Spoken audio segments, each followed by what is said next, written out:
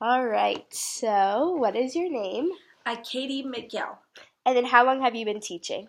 I have been teaching, this is my 29th year. Okay. What grades have you taught throughout your 29 years? I have taught kindergarten, I've taught first grade, second grade, and I've also been a district math coach.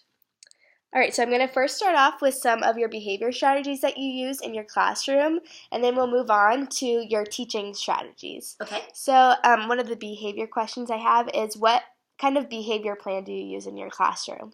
So our school is a PBIS school, which means Positive Behavior Intervention System, which means we try and focus on the positive with our students. Every day they have a chance to earn PBIS tickets, which then go into weekly, monthly, and quarterly school-wide drawings for prizes and the chance to do special activities. We have three main rules for our PBIS system here at school. That is to be respectful, to be responsible, and to be safe. And pretty much all of their behavior every day involves all of those things. And in my classroom, do you want me to talk more about my classroom? Yeah, more about your classroom, not as just school-wide, but also what you do in your classroom, what your specific strategy is. Okay, cool. So at the beginning of the year, we do learn what being respectful, responsible, and safe looks like as a class. We watch videos, we play games, we model that kind of behavior. So not only are they earning school PBIS tickets, but in my room, they sit in table groups. So every day when I see their tables being respectful, responsible, and or safe, I give out table points. We keep those up on the board.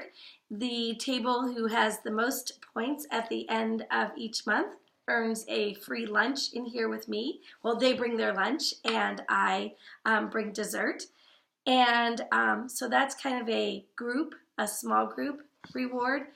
As a class, whenever we receive compliments or I think as a class they've done something really well, we also have another incentive on the board where they earn letters toward a special activity.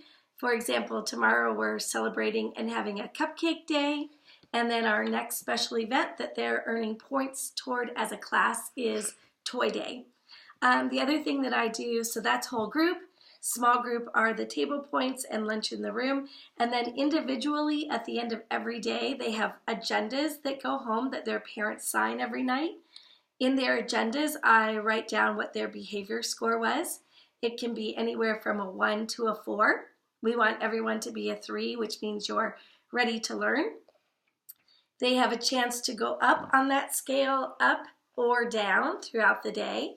So if they're having some issues and I have to have a small discussion with them, they might clip down to a 2, but as their behavior improves, they could also clip up back up to a 3 or even possibly up to a 4, which means excellent behavior. So they have chances all throughout the day to improve their behavior and make it better by the end of the day. So individually, their parents also get their behavior points. Do you have anything visual for the kids to see, or is it just in their head? So I do. So over on the wall, we have our peace promise area where we talk about being respectful, responsible, and safe. And there are our number systems, and those are the cards. So each card color represents a number. So if they're on green all day, that means they're having outstanding behavior, and they will have a 4 at the end of the day. If there's an issue, they'll go over and change their card to either yellow or orange, which means they're clipping up or down. So all day long, they can look over in our behavior area and see how they're doing. And besides the PBIS tickets, is there any other way you reward the kids? At the end of every week, when I look in their planners, if they have a 4 every single day throughout the week, then I also have a treasure box that has like small little prizes that parents donate, some candy. Sometimes I go to the dollar store, but if they've earned a 4 every day for the entire week, then they get a treasure box as well. All right, so now we're going to move on to more of the teaching strategies that you use in your room. How do you encourage the students to think on their own and come up with their own solutions to problems? Oh my goodness, that's a good one. I think I use a lot of think time where once I ask a question, I don't ask for an answer right away. I let each one of them think for themselves before I ask for answers. I also have an expectation that they're all going to be thinking and solving problems. So I don't just call on the kids who look like they're ready to be called on. I have a popsicle jar with sticks in it, and I call out names randomly so that they have to answer, so that I know at all times, or they know at all times, that I could be calling on them. I also do a lot of writing in their academic journals so I can see what their thought process is, even if they're not verbally sharing it with me. All right, and then how do you promote memorization so children remember and build on the material you have already covered in previous days? I try to do a lot of review every day. We review spelling words, we review what we've read in our stories, we review any math concepts from each day before we start each section of our learning. And I think that gets them to remember what they're doing. We also obviously have homework that helps them remember things. I try and make learning fun and make it connected to other things in their life or what they've learned in class. So it all seems to flow together, and then it seems like they can remember things. The other thing we do, especially this year in math, we're really working on them being efficient and accurate with their math facts.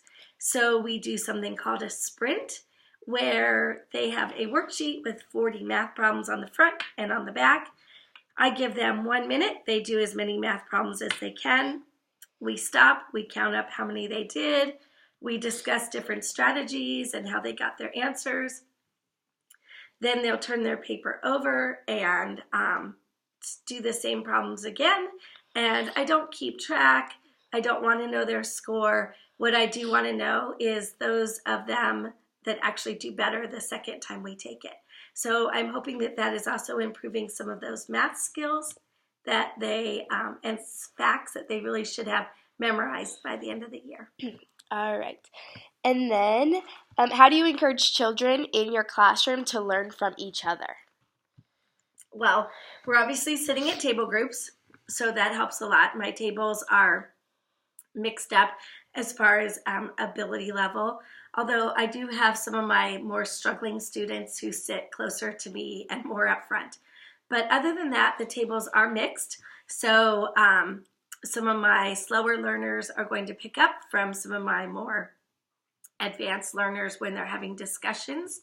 We do a lot of think, pair, share, where I will give them a question. They think about it, they pair up with a partner, they share their answers using some academic vocabulary and some different sentence stems that I will give them to get them to discuss their ideas. In the morning, they also go to, we call it Daily 5 different reading centers that we cover throughout the week. And when they're at those centers, there's a lot of discussion. And again, they're kind of a mixed ability group in those centers as well, so they can share ideas with each other. Perfect. That goes right along. So you do pair children with lower levels with higher levels. Do you think the children in those lower levels do learn from the kids in the higher levels? I do. I think I have to be careful when I do that kind of partnering. I never want to put, for example, one of my resource students who really struggles with a super, super high gifted student. There's just too much of a difference. So I try and pair them up with someone who is at a different ability level, but not so far apart that they can't understand each other. So I will many times pair up, for example, a resource student with like a low medium student, and I will pair up more of my gifted learners with more of maybe a low average or even an average student, just so that their ability levels are not so far apart that they can't really connect with each other. All right, and then how do you vary the support you give to children? For example, do you give verbal encouragement, or do you always do hands-on encouragement, or do you kind of mix it up? Like when they're working through a tough problem, how do you encourage them? Is it always, do you go straight to the strategy of verbally doing it, or do you sometimes have to go back and re-show how to do the problem? Well, because they're second graders, we still do a lot of things verbally. We have a new read aloud program, Core Knowledge, and if we are writing about what our read aloud was that day, if someone is struggling, many times I'll go back and get the image cards from the story, or even get out the actual flip book with the story pictures on it, and I will have the student review what the message or the story was for the day. Obviously, in math, we will get out lots of manipulatives, whether they're on the smartboard or actual place value blocks or Unifix cubes, and we will actually lay it out and kind of go from that way. So I do a lot of hands-on, lots of manipulatives, lots of going back and looking at the pictures, and then sometimes I will verbally walk them through something if they're struggling. All right.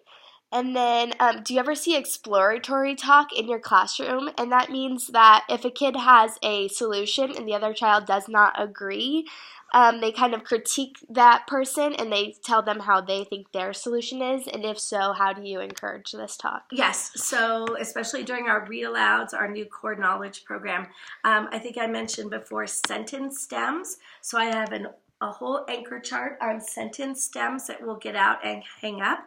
So if the students are talking about a story or an idea and they have an opinion on that, then we do use sentence stems. The students do know to say, I respectfully agree with you, or I respectfully disagree with you, but then they also have to have evidence as to why they agree with someone or why they think their opinion or idea is correct. They actually have to have evidence from the text or from the story or whatever we're talking about to back up their opinion. But yes, they have to be respectful. And the reasoning and the proof behind their thinking also needs to be there.